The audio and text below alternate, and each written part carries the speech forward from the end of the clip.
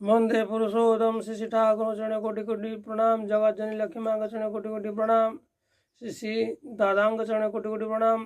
पूज्यपाद से आचार्य देव चरण कोटि कोटि प्रणाम। इष्ट परिवार चरण कोटि कोटि प्रणाम।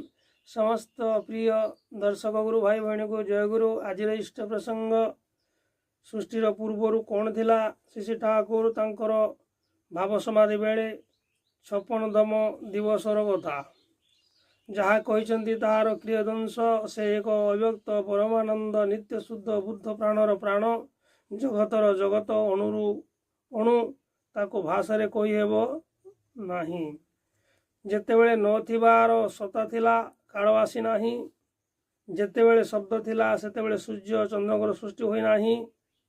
जेतेबेले विराट गगनर सृष्टि होई नाही सेतेबेले एक विराट ध्वनि सोहम पुरुष भेद करी सृष्टि करने को चली आसला से ओम शब्द रे सूक्ष्म माया रे ब्राह्मी माया रे हल्लादिनी शक्तिर स्रोत प्रतिघात रे से धारा बाधा पाइला।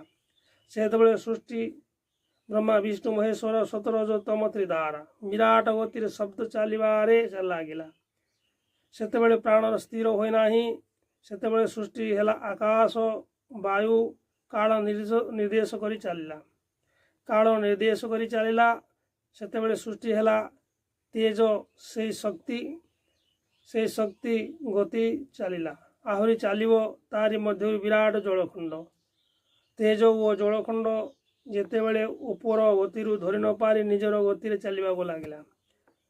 सेतेबेले सृष्टि हेला जड़ पुणी यही घात प्रतिघात सृष्टि हेला देवता किन्नर एवं जीव जगत।